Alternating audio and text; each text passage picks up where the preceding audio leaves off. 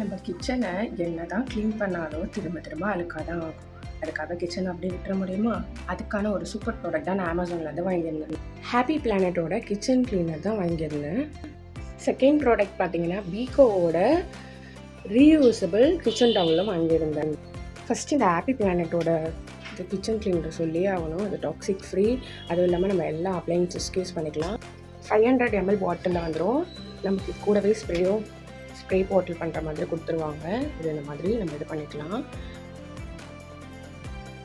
Use பண்ணுறதுக்கு ரொம்பவே யூஸ்ஃபுல்லாக இருந்தது. இது என்னோடய பர்சனல் ஃபேவரேட்டாகவே ஆகிடுச்சு. இந்த டிஷ்யூ டவல் நம்ம இதை ரீயூஸ் பண்ணிக்கலாம். 100 times கூட நம்ம இதை ரீயூஸ் பண்ணிக்கலாம். ரொம்ப சாஃப்டாக கிளாத் எப்படி நம்ம வச்சு இது பண்ணுவோமோ அதே மாதிரி தான் இருந்தது. நம்ம கிளாத் யூஸ் பண்ணோன்னா அதை வாஷ் பண்ணுறதுக்குள்ளே நமக்கு ஒரு வழி ஆகிடுவோம். அதுக்காக தான் நான் இது வாங்கினேன். கிச்சன் கவுண்டர் டாப் பார்த்தீங்கன்னா எவ்வளோ மிஸ்ஸியாக இருக்குன்னு நீங்களே பார்க்குறேங்க. இப்போ இது எந்த அளவுக்கு நான் வந்து க்ளீன் ஆகுதுன்னு நான் உங்களுக்கு காட்டுறேன். ஃபஸ்ட்டு இந்த மாதிரி பாட்டிலில் இந்த ஸ்ப்ரே பண்ணுறதை எடுத்து நல்லா ஸ்ப்ரே பண்ணி விட்டுக்கலாம். எல்லா சைடும் பண்ணுற மாதிரி ஒரு 2 to 3 minutes அப்படியே இதை விட்டுடலாம். ஒரு ஸ்க்ரப்பர் வச்சு நல்லா வந்து இந்த மாதிரி வந்து ஸ்க்ரப் பண்ணி நான் எடுத்துக்க போகிறேன். நான் ரொம்பவே வந்து லேஸாக தான் நான் வந்து பண்ணேன். ரொம்ப அழுத்தம் கொடுத்துலாம் ஸ்க்ரப் பண்ணேன். நார்மலாக ஸ்க்ரப் பண்ணுற மாதிரி ஸ்க்ரப் பண்ணேன். ஒரு 2 minutes கழித்து எல்லாத்தையும் நான் அந்த மாதிரி வந்து வைப் பண்ணி எடுத்துக்கிறேன். எவ்வளோ நல்லா சூப்பராக க்ளீன் ஆகிடுச்சு பாருங்கள். இப்போது கேஸ் ஸ்டவ் முடிஞ்சிச்சு. இப்போ கவுண்டர் டாப் ஃபுல்லாக நான் வந்து க்ளீன் பண்ண போகிறேன். கவுண்டர் டாப் மேலே இருக்கிற எல்லா ஆர்கனைஸும் எடுத்து வச்சுட்டு ஃபுல்லாக நான் வந்து கிச்சன் கிளீனர் வச்சு ஃபுல்லாக வந்து க்ளீன் பண்ண போகிறேன். நான் ஜஸ்ட்டு ஸ்ப்ரே பண்ணிவிட்டு ஒரு ஸ்க்ரப்பர் வச்சு ஃபுல்லாக ஸ்க்ரப் பண்ணி வைப் பண்ணி எடுத்தேன். நீங்களே பார்த்தீங்கன்னா தெரியும் பிஃபோர் அண்ட் ஆஃப்டர். நல்லாவே வந்து கவுண்டர் டாப்லாம் நல்லா சூப்பராக ஆகிடுச்சு.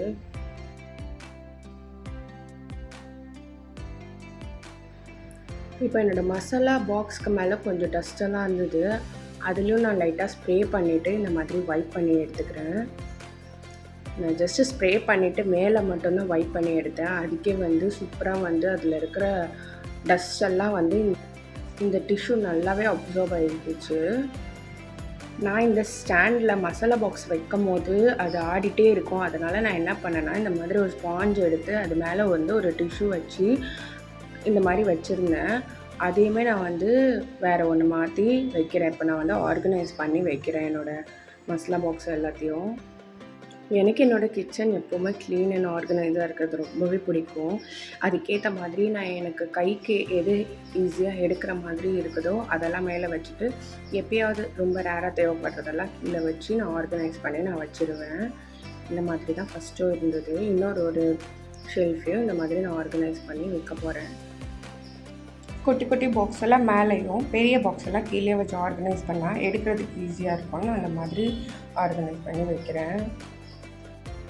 ஆயில் பாட்டில்ற என்ன தான் க்ளீன் பண்ணாலும் திரும்ப இந்த ஆயிலெலாம் கொட்டி இந்த மாதிரி ஆயிடுது. அதனால் இந்த ஆயிலில் இருக்கிற அந்த இதெல்லாம் ரிமூவ் பண்ணிவிட்டு ஸ்ப்ரே பண்ணிவிட்டு வைப் பண்ணிவிட்டு வேறு ஒரு டிஷ்யூ போட்டுட்டு ஆயில் கண்டெய்னர்ஸ்லேயும் ரொம்ப பிசுப்பாக இருந்தது. எவ்வளோ தான் நம்ம ஆயில் கண்டெய்னர்ஸை நம்ம வந்து க்ளீன் பண்ணி வச்சாலும் அது பிசுப்பாக தான் இருக்கும். இது நான் வந்து ஒரு தடவை தான் ஸ்ப்ரே பண்ணிவிட்டு ஜஸ்ட்டு மேலே மட்டும் வைப் பண்ணி தான் எடுத்தேன். அந்த பிசு எல்லாமே போயிடுச்சு. அப்புறம் என்னோடய ஆயில் கண்டெய்னர்ஸ் எல்லாமே நான் வந்து அரேஞ்ச் பண்ணி ட்ரேயில் வச்சுட்டேன்.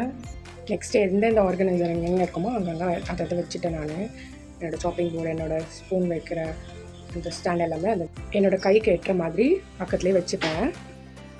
என்னோடய மிக்ஸி மேலே ரொம்ப டஸ்ட்டாக இருந்தது. அதனால் அது மேலேயும் வந்து நான் லைட்டாக ஸ்ப்ரே பண்ணி இந்த மாதிரி ஒரு ப்ரஷ் வச்சு ஃபுல்லாக வந்து க்ளீன் பண்ணி எடுத்துக்கிறேன். ஜஸ்ட்டு க்ளீன் பண்ணிவிட்டு வைப் பண்ணி தான் எடுத்தேன். புதுசு மாதிரி ஆகிடுச்சு. இப்போ அதை வந்து அந்த கார்னரில் வச்சிடலாம். அவ்வளோதான். என்னோடய கிச்சன் கவுண்டர் டாப் மட்டும்தான் நான் க்ளீன் பண்ணேன். இன்னும் ஷெல்ஃப்லாம் க்ளீன் பண்ணேன். அதெல்லாம் வீடியோ எடுக்க எனக்கு வந்து டைமே பத்தலை. இது க்ளீன் பண்ணவே 2 hours ஆகிடுச்சு. இதுதான் வந்து என்னோடய கிச்சன் கவுண்டர் டாப்போட ஃபைனல் லுக். வீடியோ பிடிச்சிருந்தால் லைக் பண்ணுங்கள், ஷேர் பண்ணுங்கள்.